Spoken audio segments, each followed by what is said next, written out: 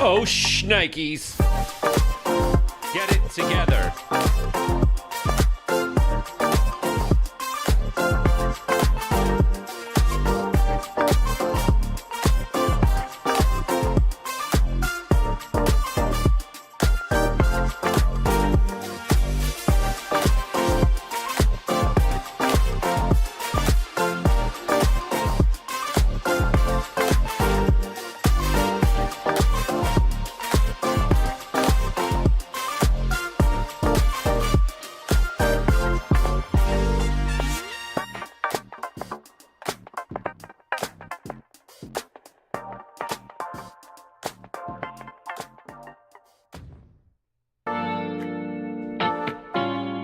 Oh no, I forgot to put the fire on.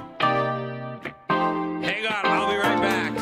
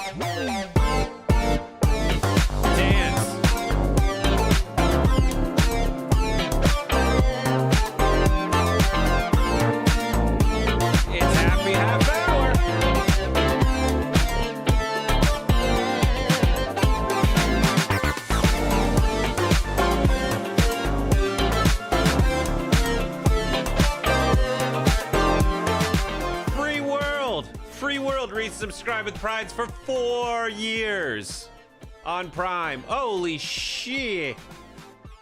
45 months. Bustin' makes me feel... Oh, no, wait, that's Black Mage. 4 years. You know I had to save my notification for Happy Half Hour. One of the main reasons I stuck around for this is for this crazy-ass show. I appreciate that. Bradshaw tells us... 46 months. Happy Half Hour, best show on Twitch. We're also on Pop Trigger on YouTube right now. For those of you joining us there, including Zane, Galfar, Laura. Howdy to you. Dance. Good news and good booze. I'm gonna turn the tunes back up for this is one of the biggest jams, and I want you to take it upon yourself to kind of enjoy this delightful day as much as possible. Here goes.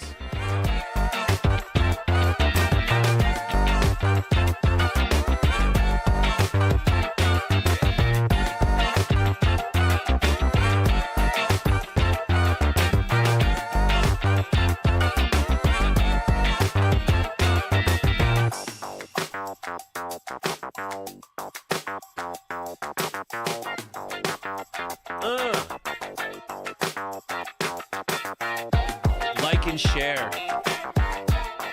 Smash.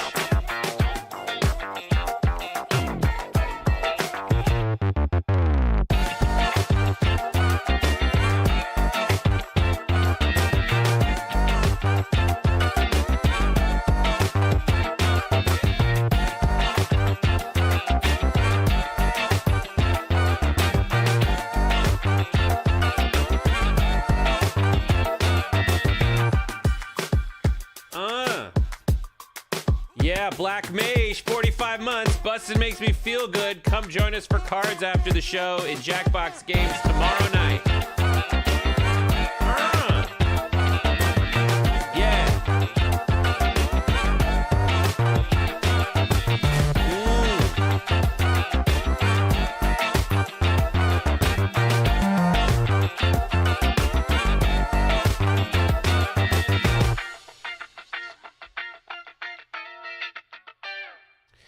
Ladies and gentlemen, thank you so much for joining us here on Happy Half Hour. For those of you trickling in, for those of you who stuck around since the very end of main show, and those of you jumped in right now to join us, I'm very happy to have you here. It's Happy Half Hour.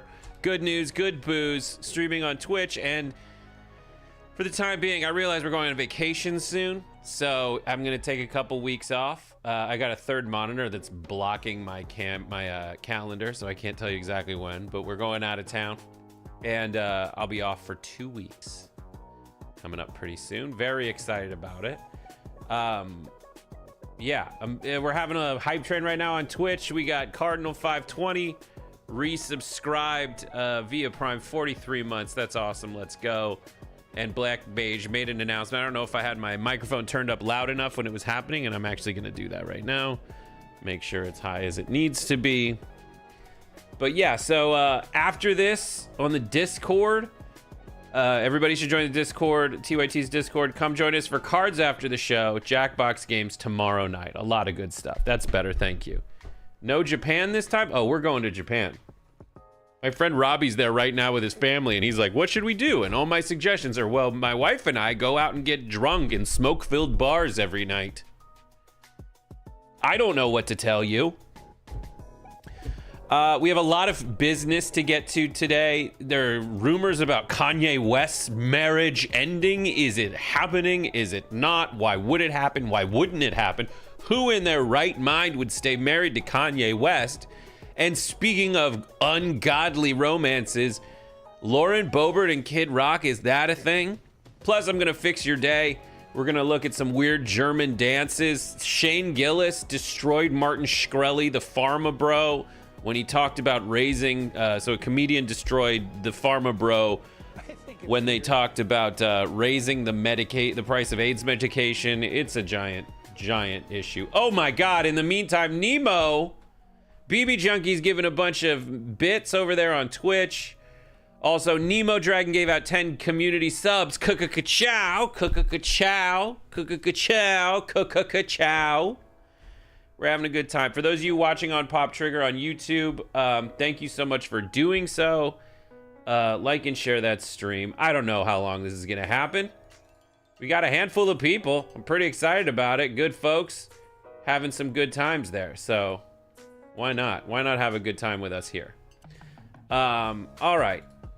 A lot to get into. A lot to get into today. And we're gonna do that right now. But first, what are we drinking here on Happy Half Hour? We're gonna do that, and then we have a new mod ceremony. For those of you who like teases. My God, I get us all over here on Pop Trigger and then leave for Japan. I'm sorry, Galfar. I don't plan very well. Just kidding, that's like my whole job. But yeah, I wanted to get that out there into the ether. Here we go. Ladies and gentlemen, what are we drinking? I've been making drinks from this book, Old Mr. Boston's Official Bartender's Guide. This was printed in 1936, I want to say. This is the third printing of the first edition, 1936. Amazing old drinks in here. I'm an old man. These are old man drinks. So here is this not quite new segment, but definitely awesome segment, Old Man Drinks. All right, today the Old Man drinks the Cream Fizz from this page in the Old Mr. Boston's cocktail book with the Crow Cocktail, the Crystal Slipper, and the Creole Lady. But this drink, the Cream Fizz, sounds disgusting. Lemon, powdered sugar, gin, and cream, plus soda water in a 7-ounce glass.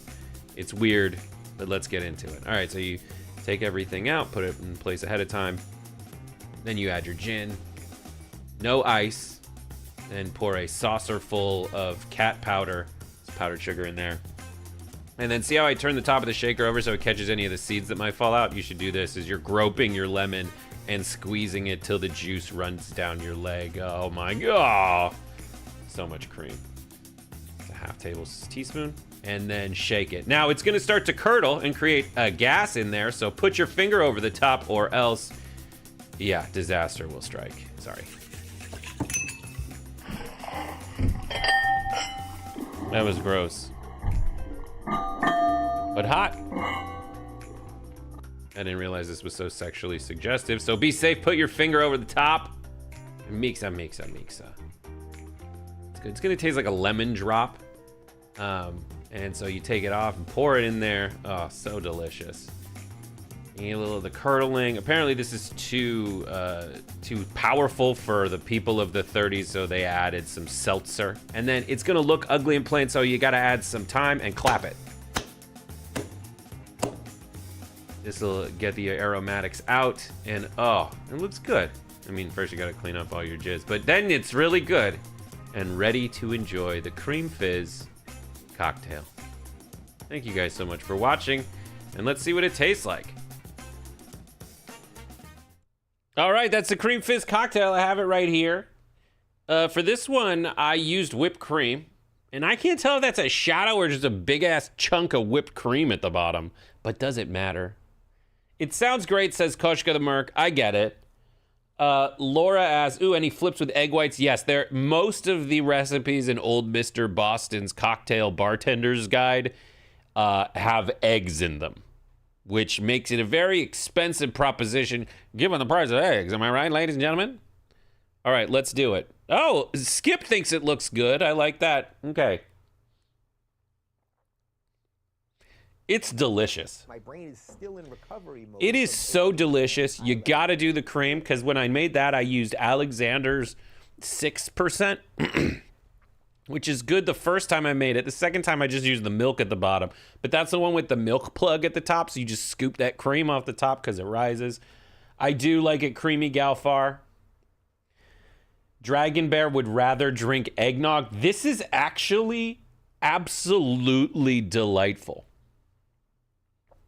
It's got whipped cream on the top. And it really does rise. It is creamy. It is. How many did you have before the show? I had none, Laura. None. It's like lemon curd, basically. It really is. It's like a lemon curd situation on the top. It's floating. I actually really like this drink.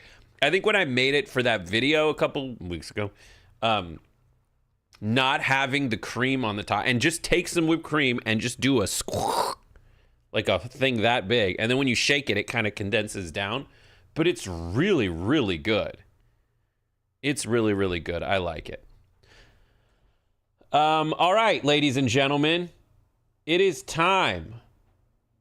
I don't know if I have. Here, let's do some bats.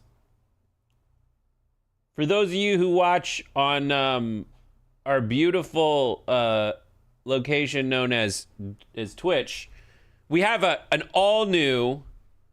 Hang on. An all new. I can't do that. Let me do some really scary stuff. Sorry, I wasn't prepared for this.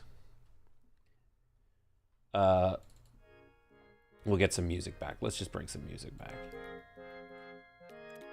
It's time to knight a new moderator, and that's Ryu. Or is it Ryu? Or is it Ryu? It should be Ryu. Ryu. That's fantastic. Icy Vamp is very excited. I'm very excited. You know who else is really excited? Ryu's best friend, Nightbot. Because Ryu is in charge of the commands, let's put it that way. The commander of the commands. Oh, we're so excited about it. Oh, that's so good. Ryu, it follows it up with the garbage person command. Oh, that's so good, dude. Congratulations. Thank you so much. Always super positive, always super helpful. That's what we look for in a mod, and we couldn't be luckier to have you. So at the end of all the streams, when everybody's thanking their local mod, we have a new local mod to thank. All right, get ready. I just want to make sure you're here. It's a tyrant, says Civic Folly. A tyrant! All right, here we go. Let me see. Ryu, I've put on some Japanese beats for you. Please step forward and kneel before us. Kneel! Kneel! Are you kneeling? Prove your kneeling that you might be knighted into the folds. That sounded disgusting too. Everyone's so excited and congrats. We're at a level 5 hype train. Oh my god. It's been a minute. Don't dance, kneel. Don't dance, damn it, kneel. Get down. This is, I hope this video doesn't get out. Oh, thank you. Meanwhile, Dana resubscribed for 2 years at tier 2. That's amazing. Just give me a shot of vodka, we will. Eric, no one's objecting. Chris Huggy, 42 months. Thank you so much. Perfect timing for my 42 months on Happy Half Hour. We love it. All right, Ryu, I'm just gonna assume you're kneeling. Do you accept? Do you accept the most serious responsibility in all of cyberspace? Do you vow to smote the wicked? To write many commands to Nightbot and push its limits? I haven't finished listing shit. Ryu? Okay, we got multiple. I'm gonna need a verbal yes. We got a yes and we got a salute. All right. So with that in mind, Ryu, in the presence of hundreds of people, I dub thee. Where's my back scratcher? It's on the ground right there, leaning up. I dub thee with the back scratcher of Bear Claw. I dub thee moderator of twitch.tv/TYT. Woo! Wife, you do it. Oh my gosh, here she goes.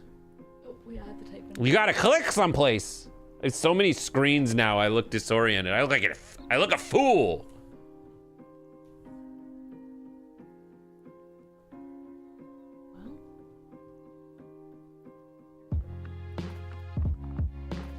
Okay, on the count of 3, you hit enter. On the count of 3. 1, 2, 2.5, 2 3/4, 2.9 repeating. 3. Now stab somebody. Now stab a rando. Use and abuse your power, but this once, so everyone knows you're serious, like the first day at Shawshank. Who shall it be? Whom shall be smoten? Inside and safe. Velvet gold mine. Thank you. I'm glad Chris Huggy's okay. Congrats, Ryu. Congrats. What the hell? Welcome to the most thankless responsibility on the planet. First day at Shawshank, you gotta shank someone. You gotta shank a Shaw. Alright, I'll let you get back to your show. All right, there we go. Oh, we're so excited. Getting messages from people. We're very excited for you. As I drink my lemon curd cocktail.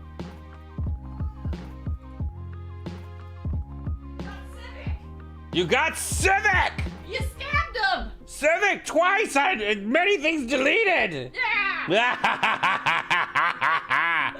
I hope Ryu's in your house or wherever you are in your internet cafe alone. It's because Civic said don't let it get to your head. Let it get to your head. I hope you're cackling. I hope you presently cackle, my friend. Oh my goodness. I'm so excited. Not only by that, but we're gonna fix your day.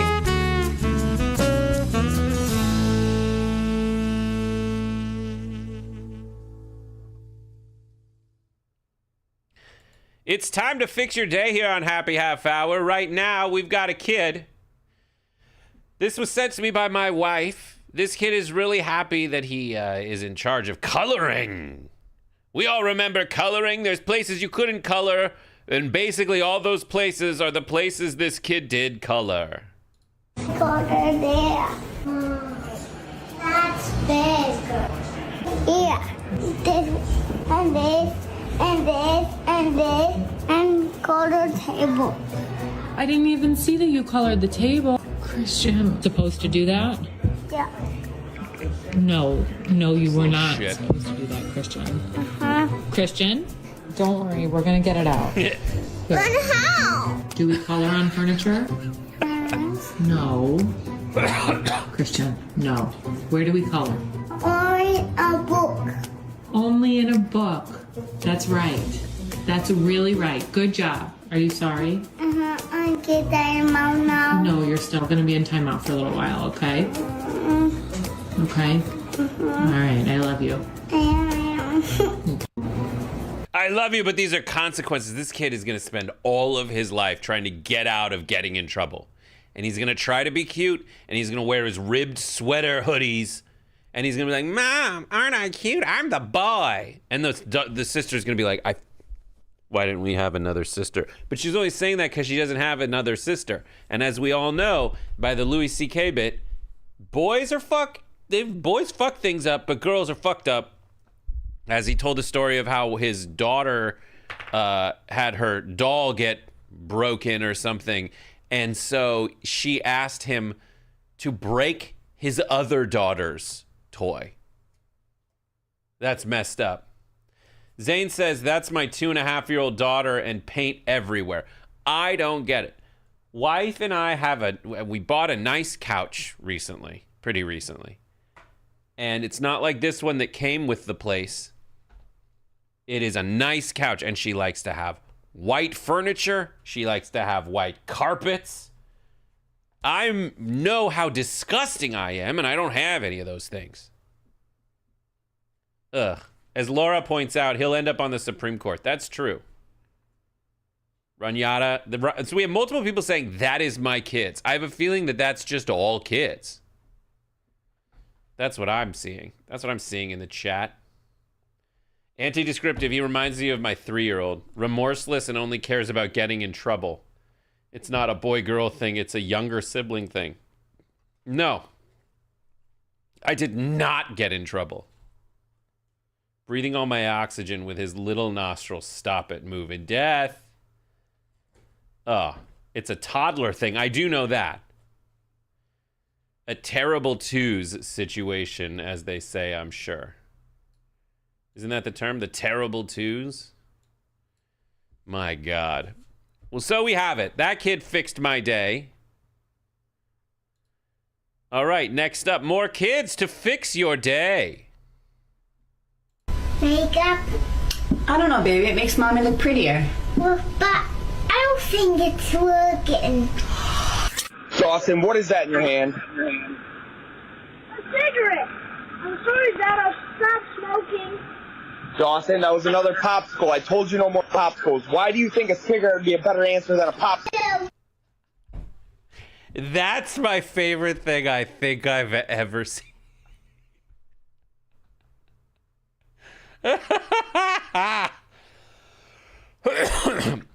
It's not a popsicle, Dad. Don't worry. It's a cigarette, but I'll quit. What?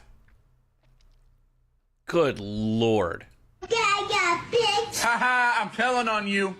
I'm showing this to your mommy. You're going to jail. Put your hands up. Hey, Mara, how's that apple juice? This kid's awesome. Good. Yeah, it's good? Fucking good. Dude, I get it. I shit my pants too. When I followed it. What'd you wish for? I went for big movies. Oh my God. Shitty. That's a little shitty. That's a little shitty. You made a wish? Yeah. What wish? I wish for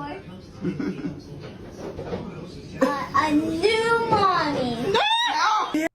That is so devastating, dude.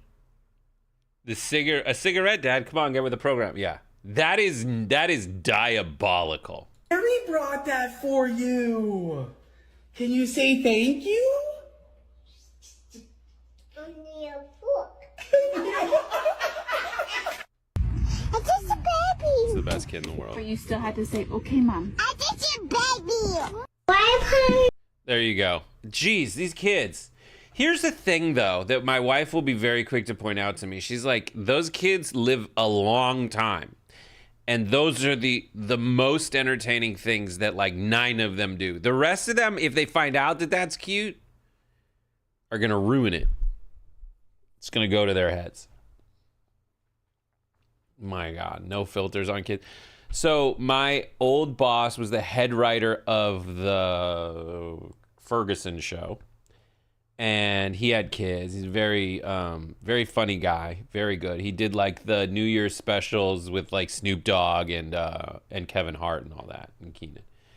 And the show that we did together, he had a segment where he had his kids on, and he basically said like, I only have one cute kid left of the three. The rest, there's like a daughter, she's delightful. There's an older kid who's like he doesn't get away with it. But he had a younger kid, and he's like, this will only last for about 9 more months. And once they get older, they won't say stuff like, you can't bring a dinosaur to school. There's just a little pocket. Huggy says, I have no kids, and I'm just fine with that. I like kids that live somewhere else. Yeah.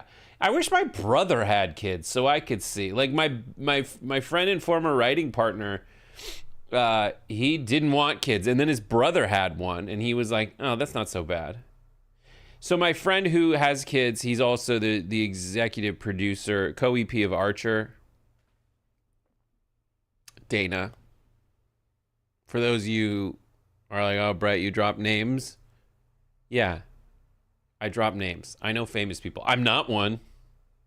I think it's fun to drop names like this was the former head writer of At Midnight, The Queen Latifah Show, Chocolate News, and Infomania. And this guy co-EP'd Archer. Yeah. Anti-descripted, I'm the opposite. I don't like kids, but I love mine. Yeah, my friend who's in Japan right now, he was like, I was just scared I wasn't going to like them. And he's like, after they were born, I wasn't like that into them. And my friend who had kids already and like grew up, his sister had kids already. He was like, what ends up happening is like it's not abnormal to look at your newborn and be like, that's weird. And I think that's what my dad did with my brother, because my brother had to have like forceps crush his face and pull him out, and he came out like looking like this.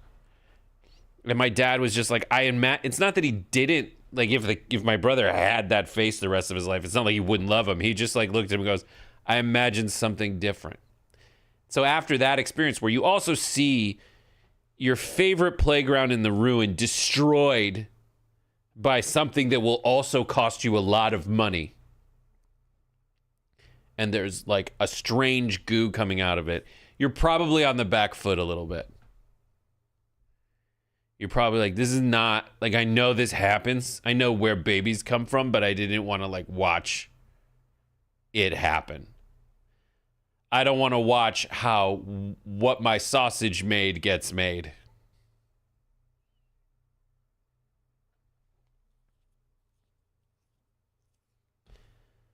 Chris Huggy, my great niece and I FaceTime and she loves it. Newborns aren't cute yet. That's true, AJ Nestor, because while the vagina also crushes your ambition, it also crushes kid skulls, which are designed to be compactable. Why do we do that? Why are babies? It's nuts. All right, here's more kids. I found him like this, composing his sadness over no screens, like a true artist channeling depression into art. I can't stop. I can't stop thinking of iPad games. I can't stop thinking of iPad games. I don't know what to do. I don't think what I am in my brain. I don't know what I could do. I'm just bored. I can't. Jesus. This is Brett on his guitar wandering around the house. That's true. No, Barkley's like, is he saying Uncle Jams? No, the kid can't stop thinking about iPad games. You're holding a guitar. It's got every song ever written in it. That's cool. Yesterday, I thought wife had gone out into the garage to hang out with the cats.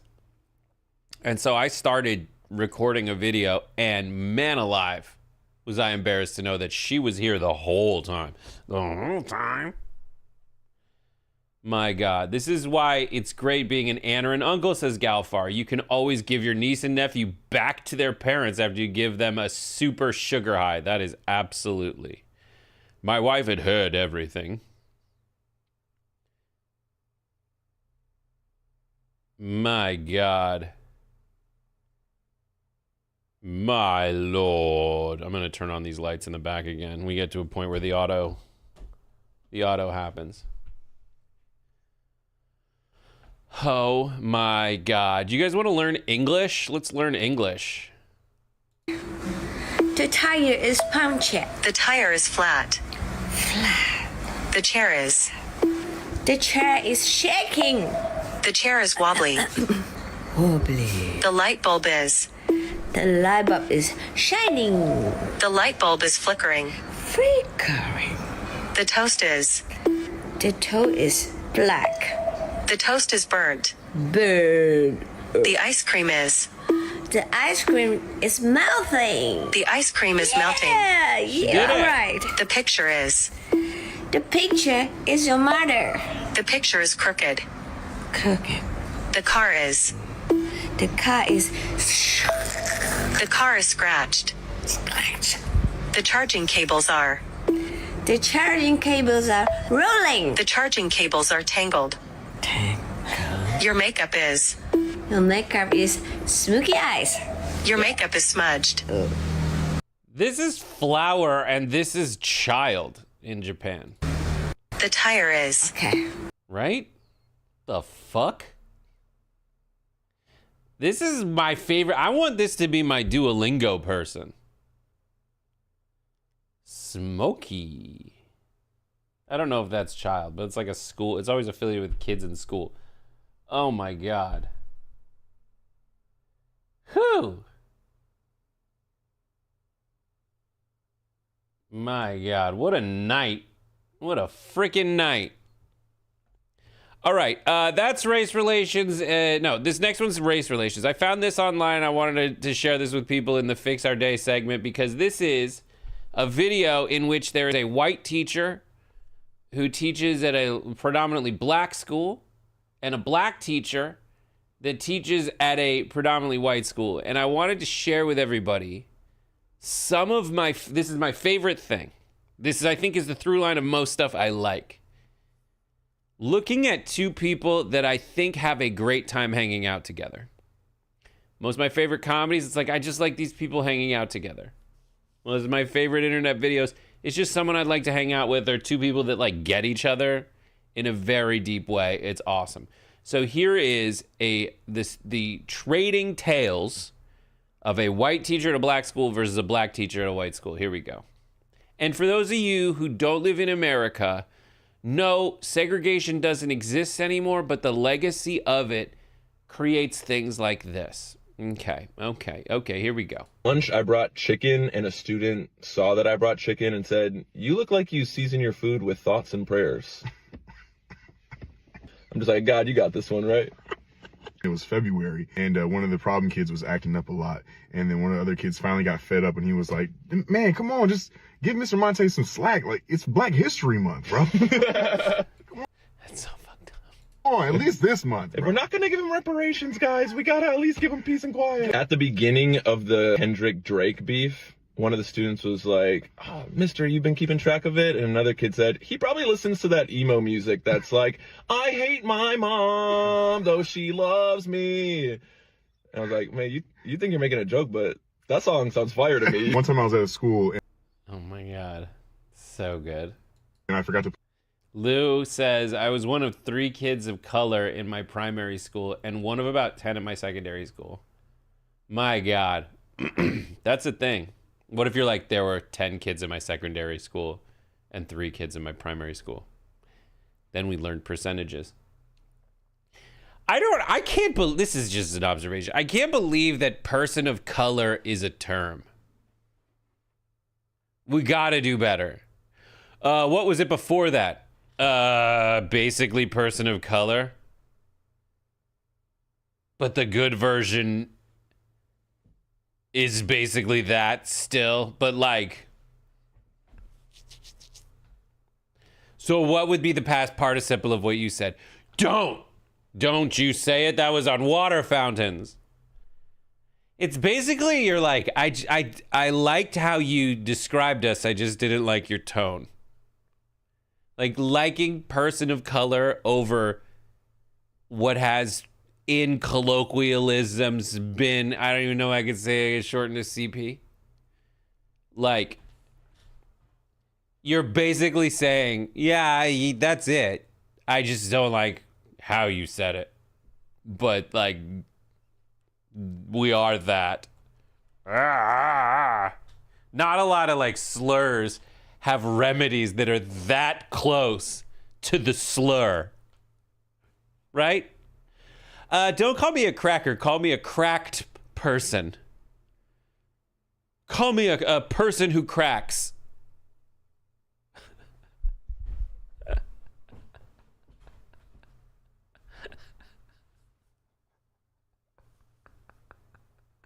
I'm not a cracker. I'm a person who cracks. Thank you. That what I like about this bit is it's just how fucked up America is. Like any family, we hate each other. We can't leave the family. It's kind of what we were born with, or somebody married in.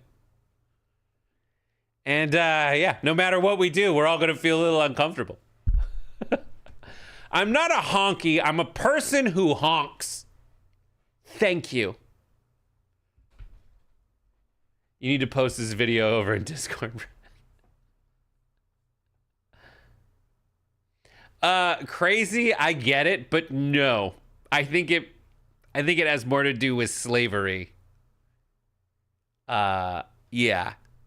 Cracker I think has that legacy. You might be right. I've thought that forever. Oh my God. It's POC, person of color law, and it covers peoples of color, not just one race. I learned this from my Asian and black friends when they were debating. Yes, that doesn't change my point. And my point is not to be a dick. My point is to celebrate the fact that really all we want to know is that someone's not trying to be an asshole. So you put out like preferred nomenclature to be like, here's what you can say, and if you say it, you're not trying to be an asshole. I think that's really what it comes down to. And I hope we can all out. Let's see how many times we can get it. Say it before getting banned like Hassan did. This YouTube, man, everybody flocks hereafter. My God, so good. I want to thank everybody for participating in the hype train on Twitch. But that's my favorite. Here we go. Put on lotion in the morning. Forgot to put on lotion. I make a joke and I was like, hey, don't mind my hands. They're a little bit ashy right now. And one of the kids goes, what's ashy? I was like, oh, it's when your skin's dry, so then it gets a little white. He's like, oh, I don't get ashy. I was like, well, you do. You probably just don't see it. You know, your skin's a little lighter. He's like, oh, that's why there's white people in lotion commercials. Like, DEI lotion commercial. DEI lotion commercial is crazy. I had a kid say to me, you seem like when you go to restaurants, you say, hey, my compliments to the chef.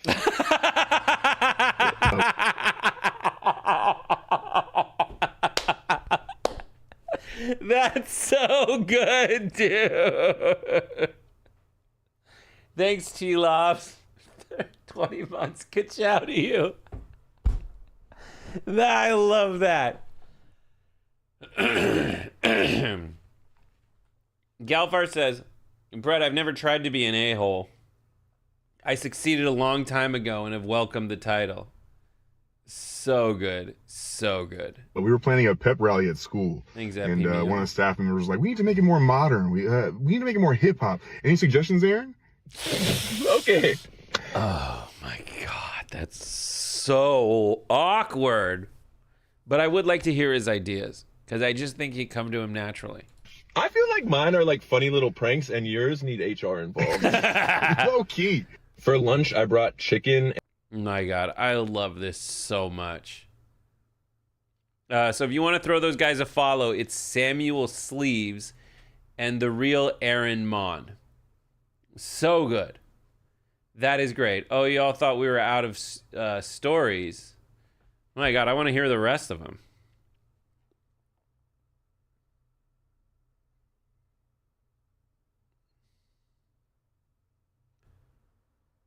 So they're obviously stand-ups. That's fine. Substitute teaching in LA.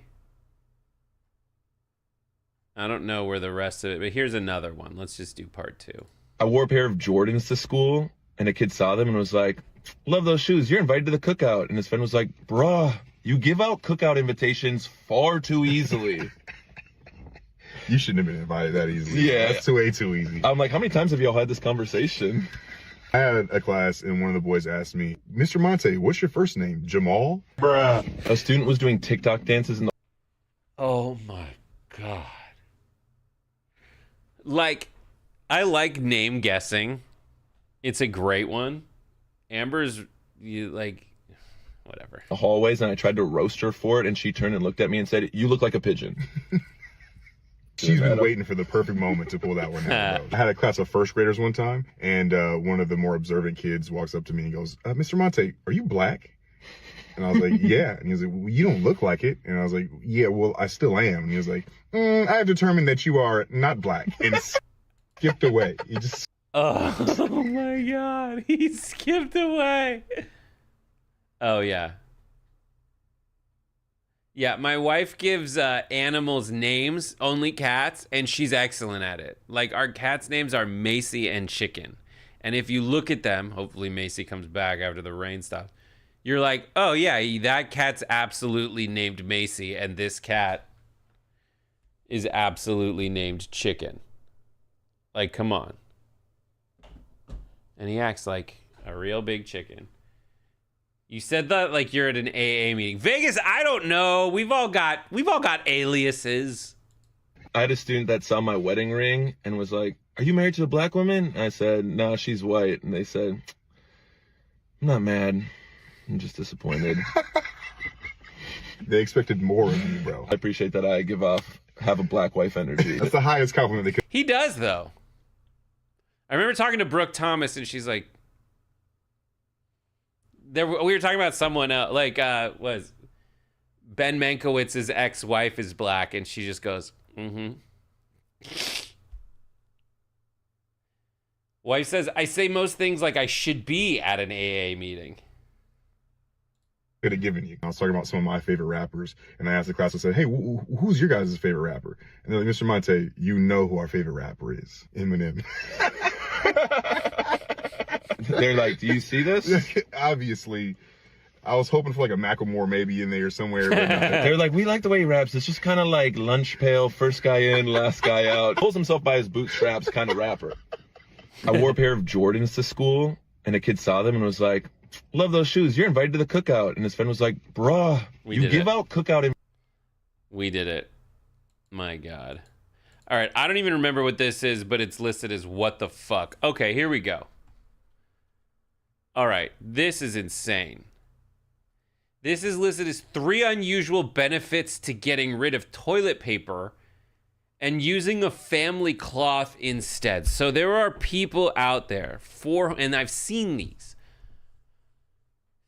I think it's just, it's a family cloth where everybody uses the same cloth to wipe their ass.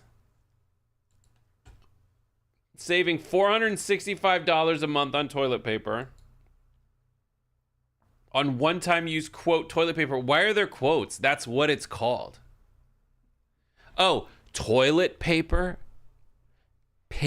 Toilet paper? How dare you? This is a toilet cloth. The upside of...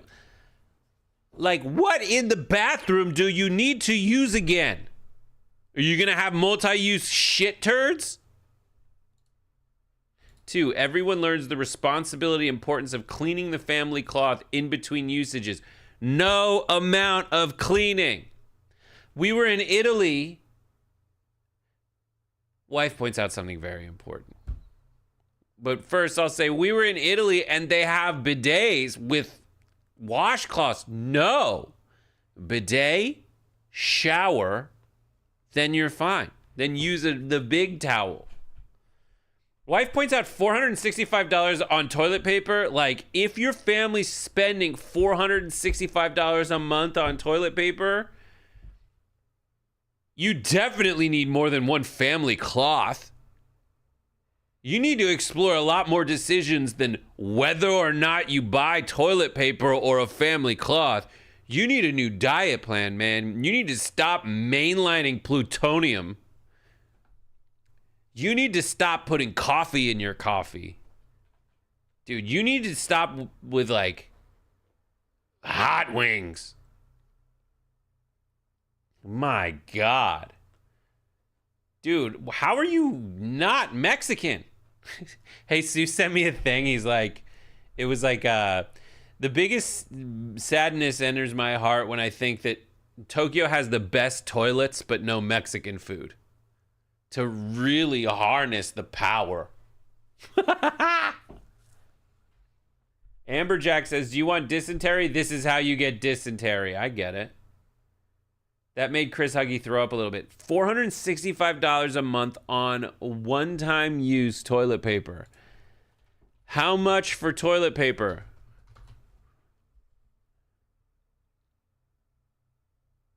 $96 rolls for $65. We'll go with Scott.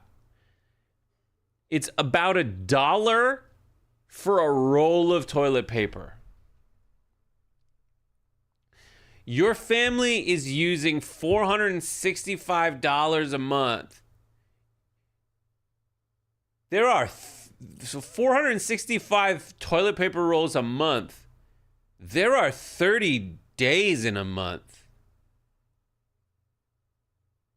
Buddy, get help. $465 on toilet paper. Like, maybe I do need to rethink what she means with those quotes. It's gonna chap your ass, dude. Honestly, I have a friend who said, like, I wipe till I bleed. That's how I know. I'm like, do you really want to open a vein where the poop lives? I don't think you do. Do you want it to invade the capillaries and turn them to crapillaries? Good God, dude. That's insanity. Oh my God. And responsibility to clean the family cloth? $465 worth of toilet paper a month, dude. That you need a bigger cloth. No more storage space being wasted for huge rolls of toilet paper, toilet clogging toxic waste. No more, it says, no more storage space being wasted for huge roll of toilet clogging toxic waste. Dude, if your family's spending $465 a month on toilet paper, your turds are toxic waste. Well, who are you? Like, you seem like a Mennonite, but bro, like, are you still using TikTok? There's a lot of weird mixed messages here. What did Willie Gus say? And everyone else. It's gonna chap your ass and everyone else. That makes sense. My God, I need to write down that I want to make a short out of this. Holy frack. Ugh.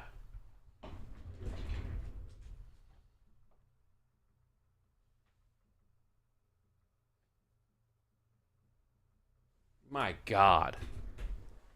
Oh boy. Poo by the ton, yeah.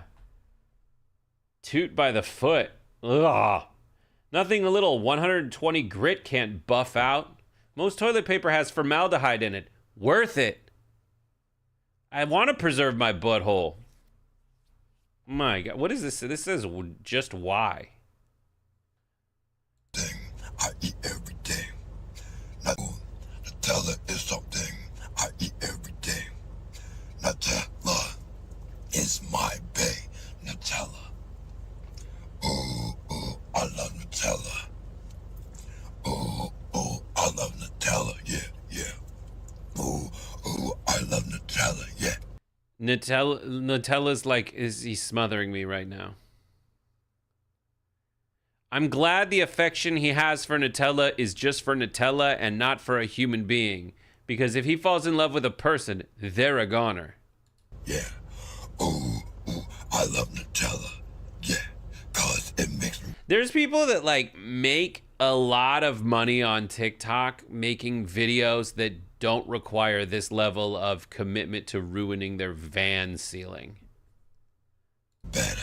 I love Nutella in any type of weather. I like Nutella. Yeah. Ooh, I like Nutella. Nutella tastes so good because it's Nutella. I like Nutella. She makes me better. Nutella does not make you better. If you're worse than what I'm seeing now, good God. A lot of people that ruin their own stuff for content weird. Yeah. I hate it. Hamburgers and toilet paper partners in South American deforestation. Oh my God, I don't want to know that. Listen, we have a bidet, so I think we use less toilet paper than most people, but good God, man. I hate it. Here's what I don't understand, him saying this. Nutella is something I eat every day. That's not eating. That's putting it on your face. Like, if you eat Nutella every day, like how most people eat, then you wouldn't be that small. But like, when people say he's a good eater, I'm like, what are people bad eaters? I present this dude. This guy sucks at eating. Whew, boy. All right, I just want to spend some time looking at Bavarian dances to understand, like, what's happening. Oh, no, it's gone. Never mind. That was in the title. I loved it so much. I just wrote cheese for this one. Oh, my God. This is a very brilliant thing I did not know. The weird thing.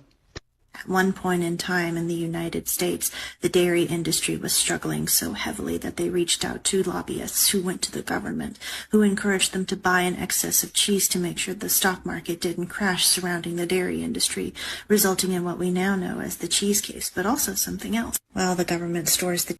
Here's what's in... the cheese caves are real. Here's things in caves. Apparently, cheese. Apparently... nuclear waste, apparently prepper dens, and apparently whatever like filing system Elon unearthed. Cheese in the cheese caves. They also send out plenty of excess cheese to modern pizza chains in the United States, such as Papa John's and Domino's and Jets, and pretty much every pizza chain you know of uses government cheese. Love that. Because they had such an excess of cheese and because they were looking for a way to get rid of it to justify the cost of buying so much, the government encouraged a lot of these chain pizza places to use more and more cheese in various products. The government is why we have stuffed crust pizza. Yes! Say the weird. Yes! Thank you, government. Who said you never get anything back on your investment? Guys, you want to know a secret? This is something I'm pitching and hopefully it happens. We'll get to it when we talk about it with everybody. All right, let's talk about relationships. Jamila Jamil. Man to watch sad movies with you. This is an amazing thing that happens in Japan. In Japan, you can hire a handsome man to watch sad movies with you and wipe your tears. Gentlemen, I really want you to pay attention to this. Women are willing to pay for this service because this is the female gaze. And I did try very hard to find a similar successful company or business in which women will go out of their way to pay a man to undermine them, undervalue them, treat them poorly, emotionally abuse them, neglect them. That's not what women want. And the wealthy, lonely, middle-aged men who are telling you that that's what you should be looking for or that's how you should behave, they're lying to you. They're lonely and they want you to also be lonely so that they have someone to talk to when they're lonely. I really want you to know that women think it's really sexy when a man has the confidence and stability in his own masculinity to be tender sometimes. We like it. So if you want to end up with a woman, think about it. That's amazing. We're hiring someone in Japan to go with me to a hair transplant place and translate. And he's an old man who, an Oto-san. I don't know. I think that's what it is.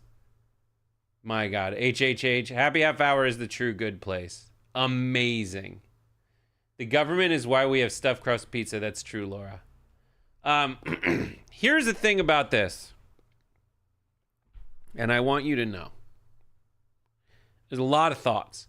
She's like, there's no business where women pay a man to treat them like crap. Yeah, that's because most guys do that for free. If you want, like, women might not want that, but they find it a lot. That ends up becoming the norm quite a bit. So nuts. Oh my God, moving death. Give me that horsehair with my pizza with no cheese. Men do pay women to treat them like crap, though. It's nuts. Like, honestly, wiping someone's tears away, I think that's grosser than, like, wiping their pee. Ugh. Do you want someone to wipe your tears away? If I tried to do that to my wife, not that she cries very often, but, like, if I did that, she'd be like, don't touch me. Chris, I am on Blue Sky, but I don't really get active on it. I lost my login for a second, and then I lost the habit, but I found it. I just don't go on there a lot. I'm on Threads more, because Threads is cool. You need a save word. My God. Here's the thing, though, for, like, gals that try to wipe guys' tears, we really don't want it. I accidentally liked a like by Miranda. Not that I don't want to talk to her, but like that Miranda Shaw, who's a Rebel HQ contributor. Shaw, Rebel HQ contributor. And it was a video about essentially how guys don't ask. Maybe I have it. Here it is. It's this one. Let's move on to this. The more men that I work with in my counseling practice, the more I feel sorry for them. I know that sounds incredibly condescending. I don't mean it in that way at all. Most notably and recently, it's been in the area of male friendships. Men do not ask each other any follow-up questions. True. Ever. Someone could be going through the hardest time of their entire life, and they will be met with the most awkward and stagnated phrases of support and no follow-up questions. Men are also incredibly weary in giving physical comfort to each other. So imagine just opening up, if you have the bravery to, with your friends about something hard, and you're met with the most uncomfortable response back and no actual comforting. That is the story that I hear over and over again from my male clients that are trying to break the mold with male friendships. I say it makes me feel sorry for them because I know that there's no innate gender difference between the emotional needs of men and women. False. Men need encouragement, comforting false. just as much as women do. No. And essentially, culturally, they're taught to starve themselves in that way. Yeah. Which Which then, of course, puts immense pressure on the women in their lives to fulfill all these emotional needs because nobody else in their life is, which is incredibly unfair to women in another job. Also, I couldn't imagine not having friendships in my life where I don't feel safe to talk about things, explore things, get a hug. I think that explains the male loneliness crisis more than women raising their standards. Fuck you. Fuck you, and I'll explain why. I don't really hate this person. How many times has a guy gone up to a girl who's having trouble and said, how do we fix it? And the girl says, no, that's not how we're wired. I don't want you to fix it. I want you to hear it. I want you to understand it. And I want you to sit with me in this emotion. And implying that men have a different setup. And yes, I'm certain it has to do with like where you draw the line on vaguely how hormones are typically allocated, and guys have testosterone, which is like, let's just fucking break shit. And women are like, I'd rather develop a brain that allows me to handle emotions. I understand all that.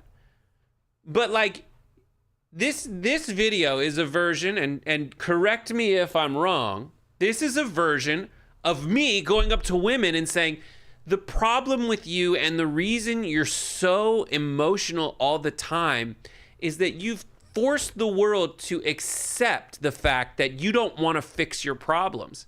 And it would be better for you if you fixed your fucking problems. What's wrong with women? Suddenly, it becomes this unfair burden on men to be in a relationship with a woman. Thank God my wife's not like this. But like, to be in a relationship with a woman who doesn't want her problems to go away, but rather wants to sit and wallow as they enwrap her like a fucking weighted blanket for her whole life till they both die. And also, like the day my dad died, I had my friends come over and I had my girlfriend come over. My friends wanted to fucking cheer me up, and I was like, fuck you. I just want to sit and do nothing. Or I want to do something else, but don't like actively try to cheer me up. Like, fuck you. Like, I want to do man stuff, like sit in the back of a truck and throw fucking rocks at a empty beer can until I knock it off a post. Like, it's so insane. Now, there's a thing where, like I have friends that I can open up to, but, like, I'm sure, like, I guess a therapist would do a good job of that. But, like, also, there's so many problems out there that you're just like, I don't know how I'd fix it. And because I can't fix it, I'd rather throw rocks at a beer can till I knock it off a post. I don't know. But like what she's doing, and this is the stuff that's like a giant hilarious thing to me. And it's more of like a comedic bit earlier, just like a silly way of looking at it. The truth is that guys do things for 3 reasons. 1, because they want to get girls. 2, because they're bored / horny, but I think that's get girls, but bored. And 3, because they just genuinely don't even know that they're not equipped to handle stuff they're just not equipped for. And I understand, like, jokes aside, like, she's saying we should fully understand, like, all the problems in the world that could face us. We should understand that culturally we're kind of told, guys, you just shouldn't ever show emotion. Like, I understand all of that. And the world would probably be better if we equipped men with, like, some kind of system that lets them deal with problems in a way that isn't, like, utterly repressive, where they just don't ever emote it and then they end up dying. I do think that, like, I have friends. I think a lot of people do have friends. You find 1 or 2 that you open up to. But, like, I understand that women are just typically either like inherently or culturally it's designed to kind of reinforce the idea that women handle emotional stuff and guys handle non-emotional stuff. So like, I understand like you don't want to be the one that helps the guy with all his emotional problems, but like you're better at it. And I know she's just advocating for like, wouldn't it be better if everyone was equally good at it? But I like yelling "fuck you" instead and then doing a joke. But yeah, I think it's absolutely right. Like she's accurate in the presentation of it. Like we just don't ever have that. Now it's pretty cool that like a lot of that like general like I hate it, this sucks, I'm so angry turns into like I'm just gonna go to work now and work hard and not think about it, and then I'll get wildly drunk and play golf. But the other thing is like guys don't ask follow-up questions. There's a great bit, I think it's Brian Regan and Jerry Seinfeld in one of the Comedians in Cars Getting Coffee, where Brian Regan does this amazing bit where he's like, hey, his wife's like, so you went and played golf with Tommy this weekend? Yeah, I did. How's he doing with his divorce? I don't know. What do you mean you don't know? You played golf with him for 5 hours. Didn't come up. What do you mean it didn't come up for 5 hours? Yeah, I didn't really talk about it. He got a new driver. But that's it. That's it. It's a good thing. And Anti-Descriptive points out something not all women talk to all of our friends about our feelings or problems all the time, nor are we physically affectionate with them.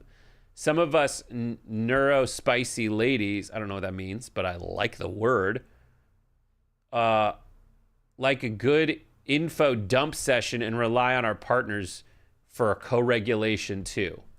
Yeah, and I think, I would assume that this person's spicy counselor is like, I'm making a point. I'm talking in wildly unfair generalities that obviously have exceptions. So I did start by yelling, fuck you, but otherwise it'd just be boring. All right, here's another one that I put under how men are, but I might have just forgotten how to label it. Oh, this is weird. Guys, do you want to learn how to be more popular with girls? Just call 976-GUTS because... You want to go out with girls like me? Well, you can. It's easier than you think.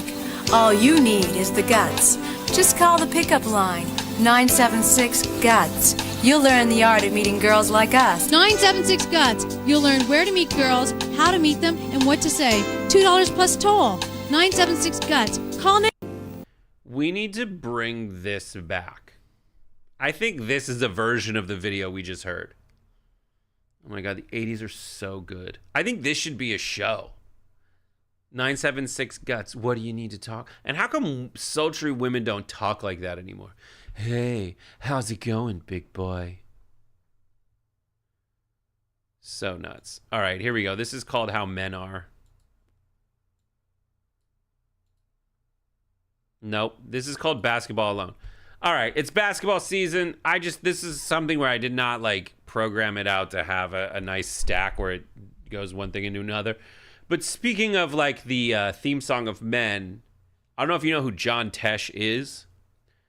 John Tesh is the guy who did two things. One, he was the host of Entertainment Tonight for like a decade in the 80s and 90s.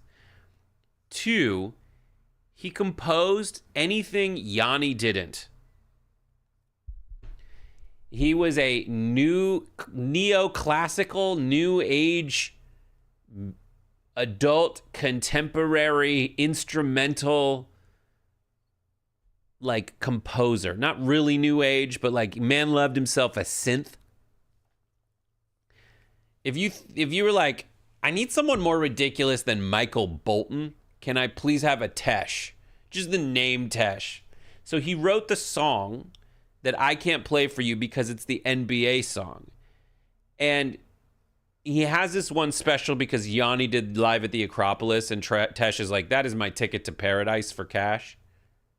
So here is John Tesh telling you how he wrote it, and the caption is, when you're just the right amount of drunk and high and the perfect idea hits. This is amazing, John Tesh. Hi, this is a message for me about the NBA theme. Here's an idea. It goes like this.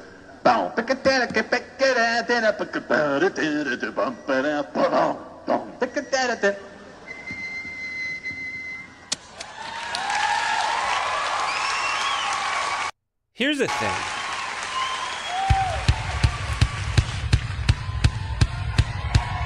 Amazing.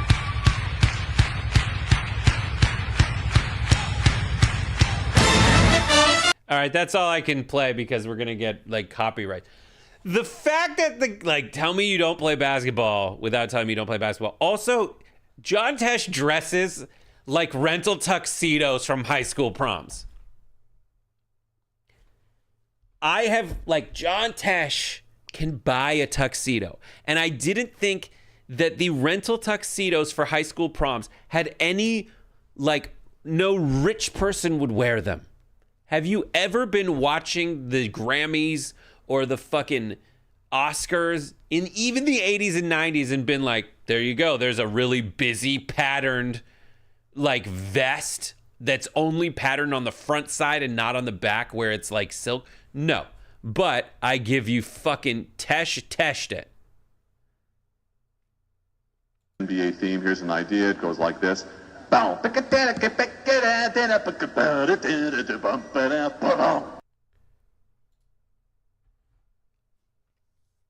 like, Tesh did so much for us. Can you link the video? Yeah, here we go.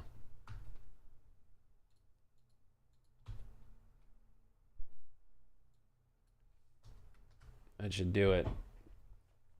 All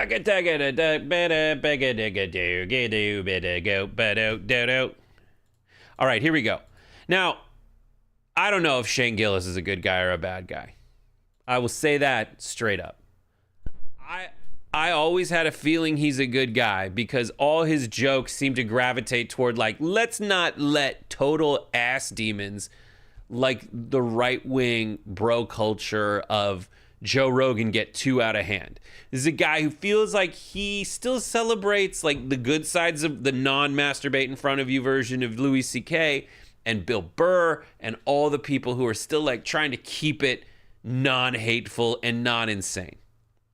So he is on, that was a basketball thing, by the way. He is on a podcast because he's like the it comedian right now with Martin Shkreli, the pharma bro. And this is after Shkreli gets out of prison, okay? So here is the video of their interaction on Legion of Skanks. I don't even know what that is. It sounds like, but this is like why I have hope for Shane Gillis. HIV ever end up getting AIDS. Here we go.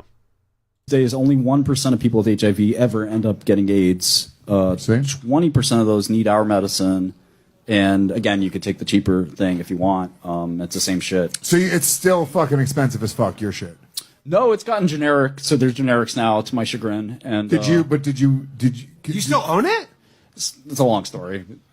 Wait, to your chagrin? Why don't you want people to get medicine? I want people to get medicine. You're confused. He's telling you. But sounds like I'm confused, but you did go to jail, so.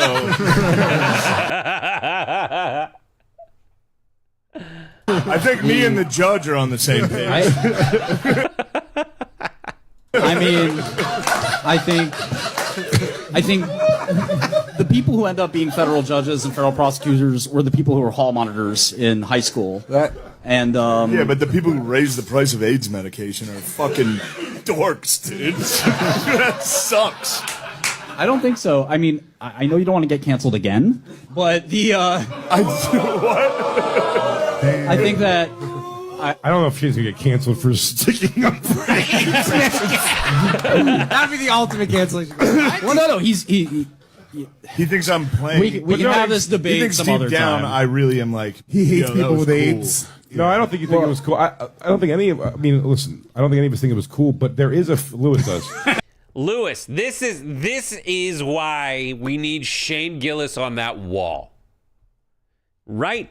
Because a lot of dipshits, Francesco was kind of talking about this on Damage Report today, where like, this is the guy that we're talking about. This is the fucking high-fiving frat boy that was never funny. Like, I remember graduating from college and then coming back to LA, and my buddy went to SC, and all his friends were SC frat boys out on the beach playing beach volleyball, like that scene from Top Gun. But the guys in Top Gun were like fighter pilots, so they were actually cool. These were just trust fund schmucks from Newport Beach who were like, I'm gonna get away from home and move to Manhattan Beach, which is like 24 miles away.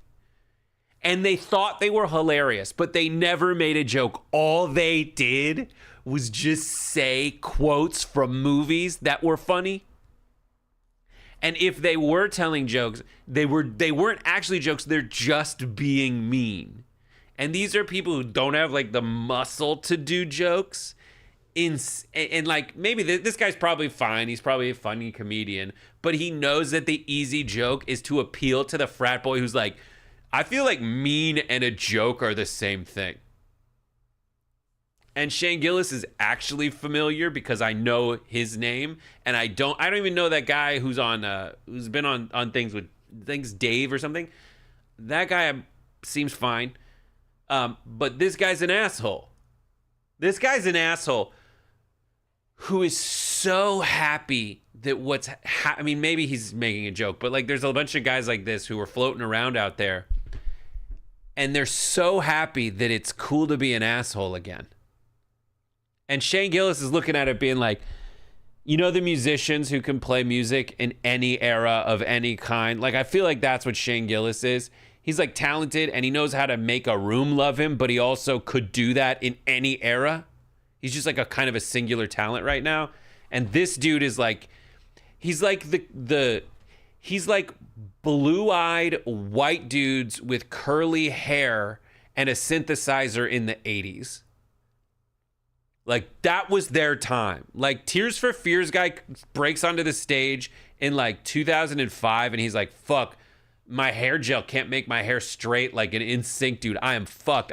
And he's so glad he was like able to join the music scene when that was the style. The one pocket of time that dude could be funny or could be considered like a hot guy. But I will say from a business perspective, if there is a generic available, it is a weird thing to zone in on.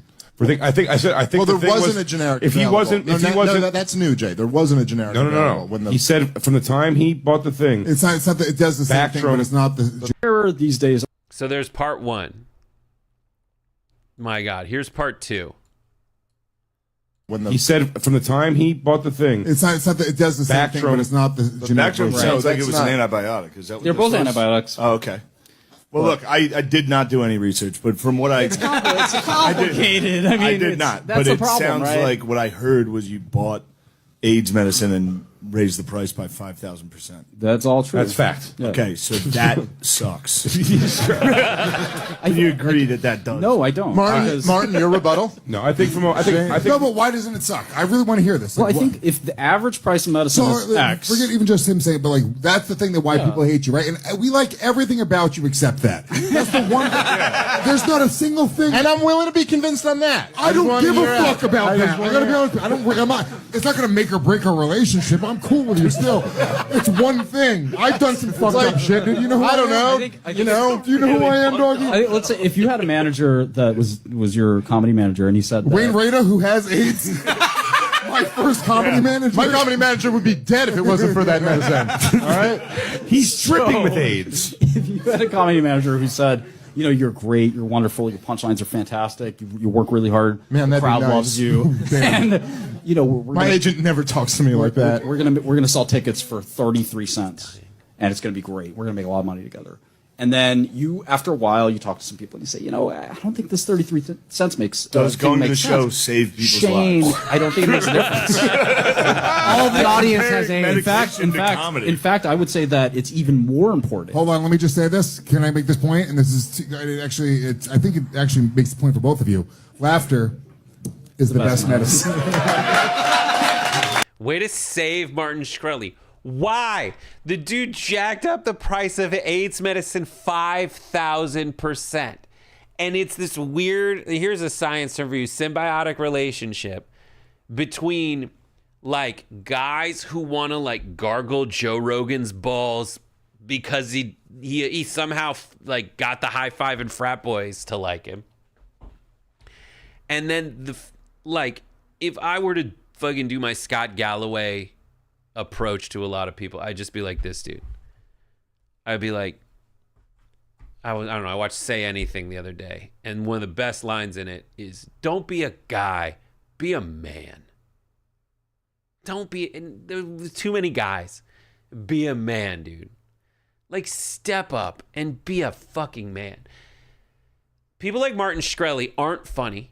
They can't vibe with people. But rather than find positive ways to do that, like reaching out and just being kind, friendly, listening, doing what Shane Gillis did, like fucking, they can't get a positive reaction out of anyone, so they just do whatever they can to get any reaction out of anyone. And I tell them, like, bro, if you just listen to people, you're kind to them, you're friendly to them, you might not be funny. People aren't funny. It's fine. There's a lot of unfunny people, but like you will get so much further in the world. This era right now is only made possible because enough assholes are convincing the world it's okay to be assholes. And Shane Gillis, who read a ton of history in his time, is the only one with the chops, the brains, and the courage to sit in that room and instead of being like, yo, this is the era where like, jack up, kill that AIDS patient, dead babies, bro. Shane Gillis is the one who's like, I feel like we should talk shit on the guy who tried to kill a bunch of AIDS people unless they gave him 5,000% more money. And yes, AIDS people is the term. All right, let's get into this. Here's what's in the thing before we go, now that I've wasted all of our time. There are two conflicting things out there, guys. Let me see if I can get this to where it needs to be. Hollywood Reporter says Bianca and Kanye are not getting a divorce. Let me open this thing because I wasn't able to get it open earlier.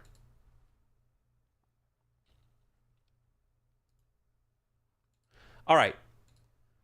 What is happening with Kanye and his wife Bianca? Are they gonna stay married? Are they getting a divorce? I'm gonna show you two stories that seem to conflict with each other and came out within an hour of each other. One is the Hollywood Reporter and the other is TMZ. You may be familiar with the fact that Kanye West is the worst, and his wife Bianca Censori, who frequently looks like a real doll.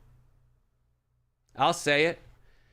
They were at, in addition to her just being married to Kanye West, who says all kinds of horrible stuff literally all the time, the straw that broke the camel's back, as it were, may have come, according to reports, from the Grammys red carpet, where she was wearing essentially a giant nylon around her body and this big jacket, and he seemingly told her that she should take the jacket off and walk around naked. And there's some video of her seeming like she didn't want to do it, and then she took it off, and then she walked around, and then they may have either gotten kicked out or fined or made their point and left, and maybe she wanted to leave, but no one knows what happened in the wake of it. It seems like, if you look at this report from the Hollywood Reporter, they're denying the tabloid rumors, but if you look at this TMZ article that was published like an hour later, they say that Kanye West and Bianca Censori are Splitsville. Or according to this obviously Pulitzer Prize-winning writer, Dunzo. And after you look at all these lamp ads, because it's TMZ, you'll see Ye and Bianca have split and are hurtling towards a divorce, according to the Daily Mail, citing a source close to the rapper. A source with direct knowledge tells TMZ both sides have reached out to divorce attorneys. She licks his mouth. She seems naked. The split comes on the heels of their controversial appearance at the Grammys and his anti-Semitic, hateful, and misogynistic social media rant where he declared himself a Nazi and praised Adolf Hitler. It's been just 11 days since Kanye's paraded a nearly nudified Bianca around the Grammys red carpet when he told her to drop her fur coat and reveal her see-through dress. He looks like he's trying to make weight for a wrestling match. Doesn't he prefer to be called Yitler? Maybe. And I should use his preferred terms. She looks like she's in a movie where they finally almost made it a human. For those of you who like pergolas. Pergolay? They were seen having fun in the Grammys after party, but apparently the feeling did not last. A couple days after the Grammys, Kanye went on a wild rant on X, and things got so bad he started posting prompting Elon Musk to censor his account. Just so you know, the anti-Semitic stuff, fine. But if you show prawn, if you so much as show a nip slip, you're out of the Jackson 5. Harvey Levin, seen here, blah, blah, blah. My God, man. He also put out a Super Bowl commercial that linked to his Yeezy website, where the only thing for sale was a shirt with a schmatztika. My God, dude, what are we doing? The merch caused an outrage and has now been removed from the site. Insane. She's a former Yeezy architect. I don't know what that means. Had a secret wedding ceremony in January where she got half the money. So get divorced and move on. After he did that to you at the Grammys, I feel like you got standing. Unless he hollered, "We want prenup." Yeah. Oh my God. Did she make her bed? Did she know what she was getting into and this is what she signed up for? This is my favorite conversation. I don't know. I don't know. So there's that. Now it sounds like they're finished. So TMZ doesn't seem to have the exclusive on this. It seems to the contrary, like the Hollywood Reporter is just showing up being like, no. Ye and Bianca are in Los Angeles about to enjoy Valentine's Day together. Announcements about their private life will come from them directly, not unsourced rumors in the tabloids. Milo Yiannopoulos, the couple's longtime rep, told the Hollywood Reporter on Thursday afternoon. Are you kidding me? I did not know that Milo, who got treated for gay and is not anymore, maybe he is, who knows, because he's known more as being a troll, finding new relevance, really embarrassing Tim Pool on his own show, incidentally, accidentally, on purpose.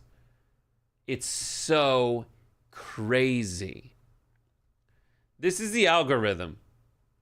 Completely. This is like the pot of fool's gold at the end of the algorithm. You think you're chasing it and you're going to get, it's going to be all puppies and rainbows and stuff.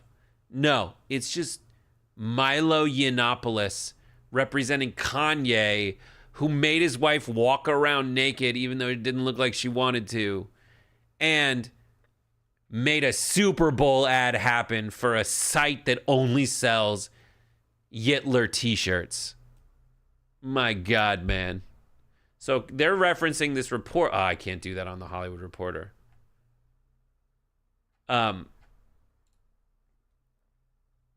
A report in the Daily Mail stated that according to an unnamed source close to the rapper, the couple split and legal filings end the marriage is expected to come in the coming days. TMZ cited them and added that the two had contacted divorce attorneys in a Thursday morning news item.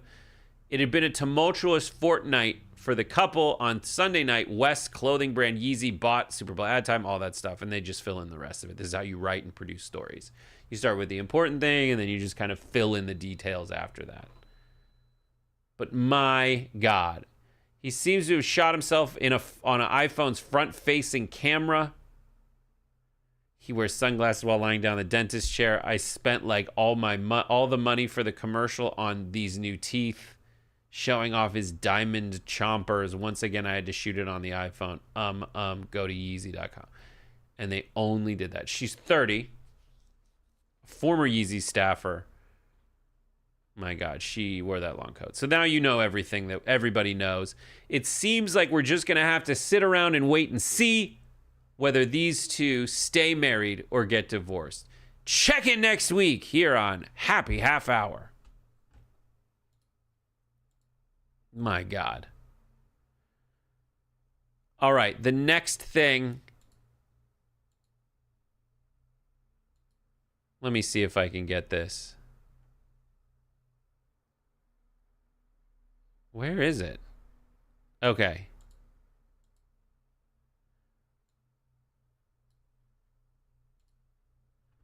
What in the hell is going on here in this video?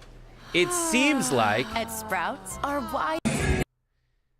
in a video acquired by the Daily Mail and posted on their website, Kid Rock and Lauren Boebert apparently were seen dancing very naughtily together in a behind-the-scenes video before leaving a party in the dead of night. Here is some of that video. There they are. Tony Hinchcliffe hanging out, dancing. Lauren Boebert clapping and dancing. We know what she can do to a hog when she's watching Beetlejuice in front of behind Dr. Phil. And there they are, hanging out, talking. She's into it. She wants to get with a to bang. And then apparently after this all happened, as she was pointing out into the crowd, she's guffawing, laughing at everything she says. She's got this tattoo or sexually transmitted disease. We don't know what that is. Maybe it's a skin condition. Barbed pube. But yeah. So it seems like the young grandmother was fangirling over the musician. TMZ previously reported. According to the outlet, Lauren was totally transfixed by the rock star, yapping away, doing a little dance, and clapping like she was a front row at his concert. But it's not clear if they're involved in any way. Kid Rock, who gives a shit, Bob Ritchie, is friends with Trump and performed at his election victory rally. He got engaged to his longtime girlfriend, Audrey Berry, and was once married to Pamela Anderson. He flirted for a while with being kind of decent. He's obviously a smart guy. He's 34. He's 54. She's 38. They were seen getting in a cab as they hailing a cab as they left the party in D.C. last month, according to Page 6. This is all breaking right now, boys. Do you think they're together? BB Junkie says, I think Kid Rock is kind of fugly. How dare you? He's got the face of an angel and he smells like cinnamon. Insanity. I think they're a match made in heaven. I don't purport to know much about her. I have met her in real life very briefly. Would smash. I don't know if I should be proud and admit that, but I am. My wife says I should apply the term "I can fix her" to her and Tommy Lahren, who's a future ex-wife, I assume. There's something about it. If you open my phone and try to look at all my photos, another thing, it's like, here are your friends, given all the screenshots you've taken. Your wife, Ida Rolla, your best friend from high school, your best friend from college, your brother, your mom, Ivanka Trump. Just because her Instagram is so amazing. But I don't know what she sees in Rob Ritchie, a.k.a. Kid Rock, because this happened recently, according to The Sun. You know what? You ain't gonna clap? I'm going. You ain't gonna clap, Kid Rock I'm leaving. stunned music fans in Nashville last night after performing Proud Mary when he took offense to people refusing to clap. So he was playing Proud Mary. People refused to clap. So he picked up his balls and went home. My God, these two are perfect for each other. They do some pretty horrible stuff during shows. On the one hand, he runs away. He takes his ball with the ball and runs home. She likes to play with ball with the balls while she's watching Beetlejuice in Colorado on a date. My God, what an amazing time to be alive. Anyhow, I just want to thank everybody for participating in the show today. Thanks for watching Happy Half Hour. Like and subscribe. Thank you to our local mods. Thank you so much to Ryu, our newest mod. Thank you so much. If you have any questions about Nightbot commands and whatnot, just ask Ryu. But thank you so much to all of you. Great to be with you. Thank you to T-Lobs, Chris Huggy, Dana Manning, Nemo Dragon. Thank you, local mod. BB Junkie for all the bits. Cardinal, Black Mage, Free World, all the people who joined us on Pop Trigger on that channel. I'm putting out videos on that channel, some that I've made on other channels, and some stuff made from the show today, which I'll probably put some extra touches on and extra TLC into. But I want to thank everybody for joining me and our mods and each other on the show today. Thank you so much. Take care of yourselves and each other. And we'll see you next time on Sergio's White Hot Top 5.